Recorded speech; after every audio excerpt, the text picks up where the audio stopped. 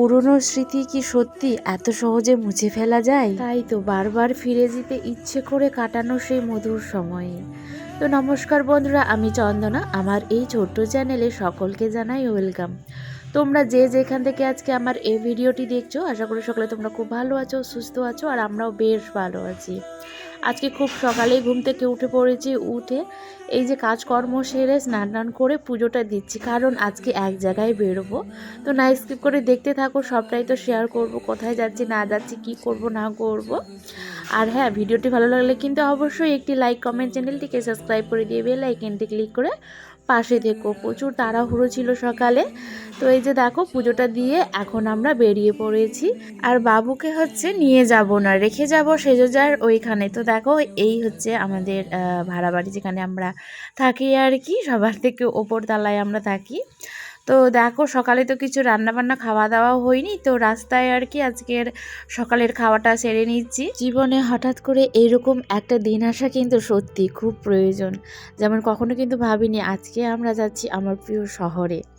তো এখন বলবো না আমার প্রিয় শহর কোথায়, তোমরা হয়তো অনেকে বুঝতে পেরেছো। তো এই যে দেখো, গরম গরম পুরি খেয়ে এখন চলে এলাম সোজা বাবুকে রাখতে সেজোজার এইখানে। স্কুলের ব্যাগ বইপত্র সব দিয়েছি, আর আজকে সন্ধ্যের আগেই আর কি ফেরার কথা। তো দেখি কি হয়। আমাদের রায়গঞ্জে এসছি 12টায়, আর বেরোচ্ছি 3টার সময়। তাও আবার পুরো কাজ কমপ্লিট হলো না। তো প্রথমে এখন যাব দেওরের, প্রথমে এখন যাব দেওরের ওইখানে। তারপর হচ্ছে কোথায়, মাতাজির ওখানে। আর হচ্ছে কি যেন বলতে চাইলাম, ভালো কথা একটা ভুলে। ও হ্যাঁ, রায়গঞ্জে না প্রচুর ঠান্ডা। আমাদের মালদা থেকে এখানে প্রচুর ঠান্ডা, রোদ্রে দেখা নেই। মানে যত আমরা মালদা থেকে মানে রায়গঞ্জে ঢুকছি, তত ঠান্ডাটা আর কি বেশি পড়ছিল। তো চলো, এখন আমাদের কাজ হয়ে গিয়েছে, এখন হচ্ছে যাবো। আর পুলিশ ফরেস্টার টাকা লাগছে না ওখানে। হ্যাঁ, এমনি আমাদের সময় নেই। তো বন্ধুরা, তোমরা বুঝেই গিয়েছো আমি কোথায় এসেছি। হ্যাঁ বন্ধুরা, আমার প্রিয় শহর রায়গঞ্জে, যেখানে আমি 12টা বছর কাটিয়েছি। তো প্রথমে এলাম দেওরের এখানে। এসে দেখি দেওর ডিউটিতে আর কি, বাড়িতে এখনও ফেরেনি। তো যা আবার আমাদের জন্য রান্না করে রেখেছে, আর কত কত রান্না করেছে জানো একা হাতে। তো এই যে তোমাদের দাদাভাই বসে ফোনে যেন কার সাথে কথা বলছিল। আর আমার সব থেকে কি ভালো লেগেছে জানো দেওরের বাড়িতে এসে, এই যে ঠাকুর ঘরটা এত সুন্দর লেগেছে আমার। আর এই যে দেখো কত কি রান্না করেছে আমাদের জন্য। একটা মিক্স সবজি, বেগুন ভাজা, ডিমের অমলেট, ডাল করেছে, আবার চিকেনও করেছে। তো এখানে তোমাদের দাদাভাইকে বলছিলাম, ভাইয়ের বউর হাতে রান্না খেতে কি ভালো লাগছে, তাই না? এখানে খাওয়া দাওয়া করলাম, খাওয়া দাওয়া করে এখন যাচ্ছি মাসিমার ওখানে, মানে কোয়ার্টারে আর কি, যেখানে আমরা থাকতাম সেই জায়গাটাতে। তো আজকে মনে হয় আর আমাদের বাড়ি যাওয়া হবে না, কারণ এখানেই বেজে গেল 4:15। আর যা ঠান্ডা পড়ছে, বাপরে বাপ। তো দেখি, তবুও সময় হলে 5টার কাছাকাছি হলেও যাওয়া যাবে। কিন্তু ওখানে গেলে দেখি কতটা দেরি হয়। যদি বেশি দেরি হয়ে যায় তাহলে আর আজকে যাচ্ছিলাম বাড়িতে। অনেকটাই মিস করছিলাম এই জায়গাগুলোকে, দেখে যেন চোখ জড়িয়ে যাচ্ছিল। সেই এতগুলো বছর এখানে কাটিয়েছি। আর তোমাদের দাদাভাইও অনেকটা খুশি। অনেক দিন পর, আমি তো না হয় 12টা বছর কাটিয়েছি, কিন্তু ও 21টা বছর এখানে কাটিয়েছে। আর এই যে দেখো, এই মানুষগুলোর সাথে আগে সকাল বিকাল সবসময় দেখা হতো। মাতাজি যে দাঁড়িয়ে আছে না, তার পাশের দরজাটা কিন্তু আমাদেরই ছিল, এত কাছে থাকতাম। আর এখন কতটা দূরে চলে গিয়েছি। তো অনেক দিন পর দেখা হয়ে কিন্তু আমরা সকলে খুব খুশি। আমি হচ্ছে কি ছবি তুলছে মনে হয়। কোথায় যাচ্ছি দাদা? আমরা এখন দেখি রায়গঞ্জে। জোরে কথা বলো। রায়গঞ্জে ভয় লাগছে মনে হয়। অন্ধকার হয়ে গেছে। না দাদা, এখানে অফ করে দাও, ওখানে যখন লাইট হবে। এখন আমরা পাতি মিলটা পার হচ্ছি না?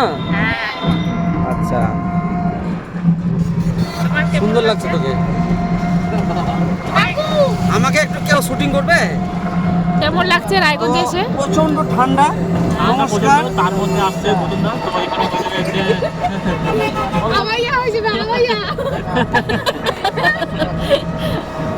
তো প্রচুর পরিমাণে ঠান্ডা লাগছে। ওয়েদারটা কেমন লাগছে? দারুণ লাগছে না? ঠান্ডা, মুখ দিয়ে তো এখনো তাও ওই বাতাসটা বেরাচ্ছে না, যে একটা যে ফিরফিরা হাওয়া, ধোঁয়া, ওটা বেরোলে আরো ভালো লাগবে। ফিরফিরা সবকিছু মিলিয়ে দ্যাটস অল। আর no, that's for. Okay okay, দাদা।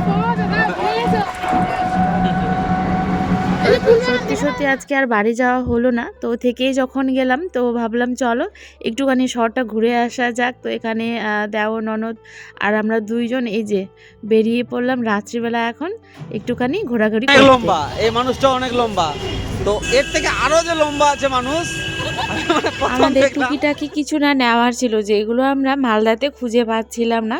তো ভেবেছিলাম আজকে সব নিয়ে কমপ্লিট করে রাখবো আর কালকে সকালে বেরোবো, কিন্তু সময়ের অভাবে সেই সব কিছু আর নেওয়া হলো না। আর জানো আমরা তো থাকার জন্য আসিনি, মানে কোনো প্ল্যান ছিল না কি আমরা এখানে থেকে যাব, সে কারণে কোনো কিছু কাপড়ও নিয়ে আসিনি, যেগুলো পরে এসেছি সেগুলোই। তো আমি ভাবলাম মলে যখন এখানে এসেছি তাহলে একটা নাইটি নেওয়া যাক, তার সাথে টুকিটাকি কিছু নিয়ে এই যে আমরা বেরিয়ে পড়লাম। আমি যখন শুটিং করি তোর বৌদি হয় মাথা চুলকাবে আর নাহলে আমি জানি না দাদা যাকে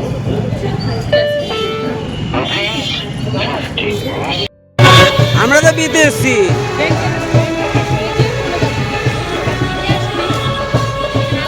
তো বরযাত্রী আমাদেরকে ছেড়ে চলে যাচ্ছে, আর এই বৌদিটা দেখা হলো অনেকদিন পর।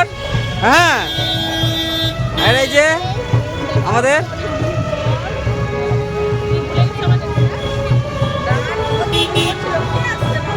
তোরা গাড়িতে কখন উঠবি? আচ্ছা আচ্ছা আচ্ছা ঠিক আছে, আচ্ছা আচ্ছা ঠিক আছে, ওকে ওকে ওকে। ও বৌদি জাস্ট 1 মিনিট 1 মিনিট। ও দারুণ দারুণ। হ্যালো, হাই বলো। আর বাবা বাবা কোথায়? বাবা শিলিগুড়ি তোমাদেরকে ছেড়ে। তো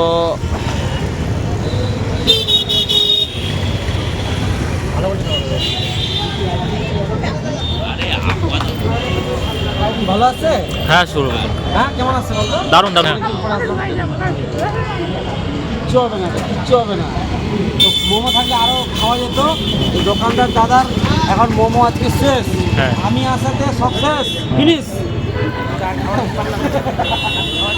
হ্যাঁ, আমি সবাইকে খাওয়াতে পারলাম না, আমি নিজে খেতে পেলাম না আমি। ঠিক আছে, নমস্কার। ভূতগুলো কি নাম্বার লাগে নাকি খুঁজেছে? ভূত তো আর কি ছিল নাম্বার দিয়ে ফোন করেছে। তো আমি যে হেলো করছি, আমি তো ঘুমের ঘরে আছি না, 3টার সময় একবার কে জেগে থাকে। আমি ভাবছি ও ফোন করেছে, আমি কোনো রকমের ফোনটা ধরেছি, আর তুমি যে একটা আওয়াজ কানের মধ্যে তোমার ভোরবেলা আসে তো ভয় লাগবে না? আর 3টার দিকে হ্যাঁ, সব ঘরে লাইট জ্বালিয়ে দিয়ে তখন জাগনা ছিলাম জানিস। মানে মনে পড়ছে আমার স্ক্রিনে যে ফোনটা দেখতে এলো, আবার ফোনটা বাজবে নাকি।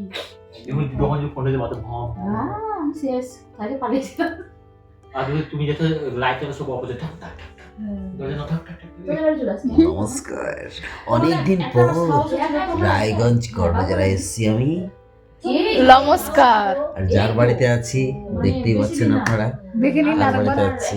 হ্যাঁ, মানে কি বলবো, সব থেকে প্রিয় মানুষদের বাড়িতে এসেছি। তো সবার সাথে মোটামুটি দেখা হলো। আর আজকে রাতটা থেকে কালকে সকালে আবার সেই বাইক নিয়ে 82 কিলোমিটার রান হবে এক চান্সে, কোনো রেস্ট না, কোনো রকমের ফুল স্টপ না, কোনো রকমের চা খাওয়া না, এই ঠান্ডার মধ্যে আমি। আচ্ছা, ক্যামেরাটা কি চালু আছে না বন্ধ করে দিচ্ছি? চালু আছে। তো এসে আছি। থ্যাংক ইউ, নমস্কার। খোলা আছে। তো নিয়ে গেছি বেলকুনির দরজা। হ্যাঁ, গরম তো একটু খোলা আছে, হাওয়া ঢুকছে। তো তখন হচ্ছে তোমার মানে কেমন যেন একটা বেলকুনি দিয়ে একটা হাওয়া, মানে কেমন যেন এলো, আসে না যে ঘুরি ওইরকম একটা বেশ শরীরটা ঝিনঝিন ঝিনঝিন করে উঠলো আমার।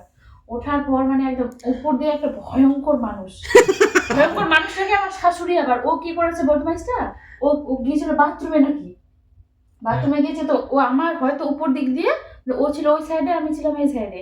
তো ওই যে গেছে না উপর দিক দিয়ে আমার শাশুড়ি আমার কাছে মানে ভূত হয়ে গেছে এরকম একটা। আর যে আমার ভয় লেগেছে, মানে চোখ বন্ধ করে কাঁদতে কাঁদতে একদম সোজা দেখছি যে জানি যে এটা আমার মনে আছে যে ওই ঘরে ও ঘুমিয়ে আছে, আর পাশাপাশি এরকম বাবু দুজনে মানে বাবারটা কাছাকাছি আছে। আমি গিয়ে কাঁদতে কাঁদতে ওর মানে একদম ঢুকে গেছি বুকের কাছে। আর তো ও তো ঘুমের ঘরে আছে, ওরও ভয় লেগেছে কি হলো এরকম। আমি তো মানে ভূত এরকম করছি।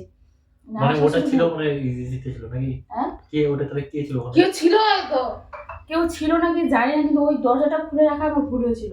তো আমার শাশুড়ি আবার ভাবছে কি যে ও দৌড়ে কোথায় উঠে পালালো, ও বলছে কি বাথরুমে গেল মনে হয়। ও আচ্ছা আচ্ছা। আর আমি যে ওইদিকে ওর ওর কপি সত্যি করছি, লোকটা দেখছিল না একদম? হ্যাঁ সত্যি ইস, বাপরে বাপ। আমার সে ওটা মানে ওই যে একবার যে কান দেখি না যে গিল্লু হ্যাঁ ফার্স্ট ভয় না?